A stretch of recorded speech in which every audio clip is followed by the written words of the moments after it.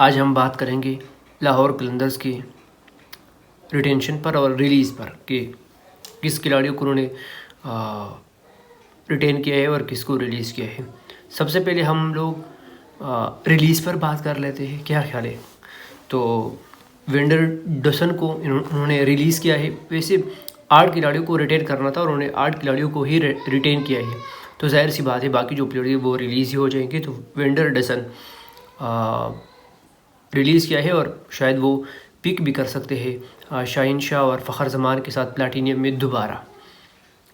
सैफज़ादा Farhan, Tahir bag और राशिद ख़ान पिछली PSL में भी नहीं थे, उनको अवेलेबल नहीं थे और इस बार तो वो IPL के क्लैश की वजह से नहीं है।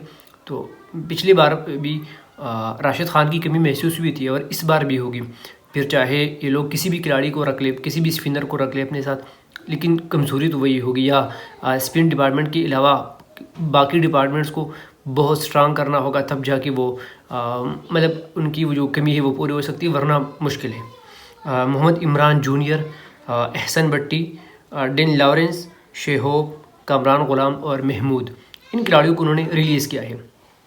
अब जो खिलाड़ी लाहौर कलंदर्स ने रिटेन किए हैं ना, तो उनका नाम है शाहीन शाह अफरीदी प्लैटिनियम में और फ़खर जमान, ये 2 खिलाड़ी प्लैटिनियम में है। फिर उसके बाद गोल्ड में अब्दुल्ला शफीक, जमान खान, जानदाद खान और सिल्वर में डेविड विजी।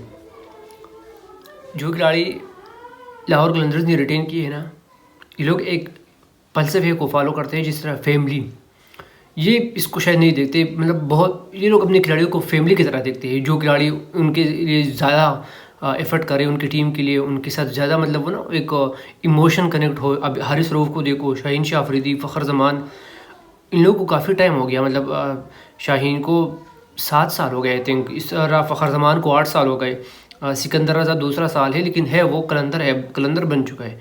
जमान खान, जानदाद खान, डेविड विजी, अब्दुल्ला शफीक, तो ये जितने भी ना, अब ये लोग किसी और खिलाड़ी को रिटेन कर लेते जिस तरीके से आप किसी का नाम ले सकते हो। मतलब हाँ, राशिद ख़ान को ये लोग इस बार उन्होंने रिलीज़ किया है IPL क्लैश की वजह से। यहाँ पर मैं थोड़ा सा कंफ्यूज हूँ कि अगले साल राशिद ख़ान PSL में आएगा तो वो ड्राफ्ट के थ्रू आएगा ना, तो फिर कोई और टीम भी जिसके साथ प्लैटिनियम का पहला पिक हो तो वो उनका वो बनता है ना। हाँ, अब मुझे नहीं लगता कि उस पर फिर RTM वाला ऑप्शन इस्तेमाल होगा कि नहीं, क्योंकि 1 साल तो बीच में गैप आ गया ना। अब फ़खर जमान को पिछले साल इन लोगों ने रिलीज़ किया था, फिर RTM वाला कार्ड यूज़ करके पिक कर देता है। या आई थिंक पहला प्लैटिनियम पिक भी उनके पास था, इस बार तो है लाहौर कलंदर के साथ। तो ये इन लोगों के पास ऑप्शन है कि फ़खर जमान के साथ ओपनिंग के लिए किसी तगड़ा सा ओपनर को रखें। अब यहाँ पर ज़्यादातर लोगों का डेविड वार्नर का है। आप लोगों को क्या लगता है कि फ़खर जमान के साथ किसको ओपन कर देना चाहिए और कौन सा खिलाड़ी लाहौर कलंदर्स वाले पिक कर ले। बाकी इन लोगों ने जानदाद खान, जमान खान, शाहीन शाह अफरीदी और हारिस रऊफ़, बॉलर की तो ज़रूरत नहीं पड़ेगी। डेविड विजी है, सिकंदर रज़ा है, अब्दुल्ला शफीक और फ़खर जमान के अलावा सारे उन लोगों ने बॉलर ही पकड़े हुए हैं यार। स्पिनर तगड़ा लाना पड़ेगा। फिर उसमें वो गुदिश मोती जो कि उसका है ईस्ट इंडीज़ से, वो है, तो वो भी पिक कर सकते हैं ये लोग।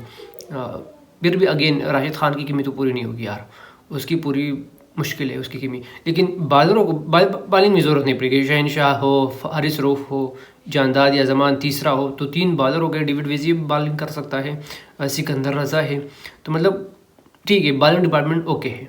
अब इन लोगों को स्पिनर ढूंढना पड़ेगा एक तगड़ा, जो कि अब सिकंदर रज़ा भी स्पिन कर लेता है, लेकिन अगेन एक प्रॉपर स्पिनर लाना पड़ेगा। एक दो जाके प्लेइंग 11 की मैं बात कर रहा हूँ। फिर उसके साथ फ़खर जमान के साथ किसी तगड़े ओपनर को लाना पड़ेगा, मिडिल ऑर्डर की बैट्समैन को लाना पड़ेगा। लेकिन इस बार PSL में काफ़ी नाम आए हैं फॉरेन प्लेयर्स की। अब ये कंफर्म नहीं कि उसमें कितने फॉरेन प्लेयर्स प्लैटिनियम में है, कितने गोल्ड, सिल्वर वगैरह। अब गोल्ड में इन लोगों की सिर्फ 3 है और मेरे ख्याल से गोल्ड में 5-6 ऑप्शंस होते हैं, मतलब खिलाड़ी हम पिक कर सकते हैं। अभी 3 है तो ये कर सकते हैं। डायमंड में मुझे कंफर्म नहीं है कि कितने हैं, लेकिन 2 इन लोगों के पास है।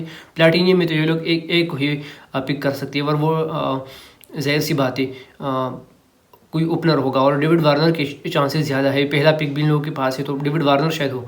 अभी BBL में BBL, हाँ, बिग बैश लीग में डेविड वार्नर ने अच्छी बैटिंग की थी, तो है डेविड वार्नर पर जा सकते हैं ये लोग।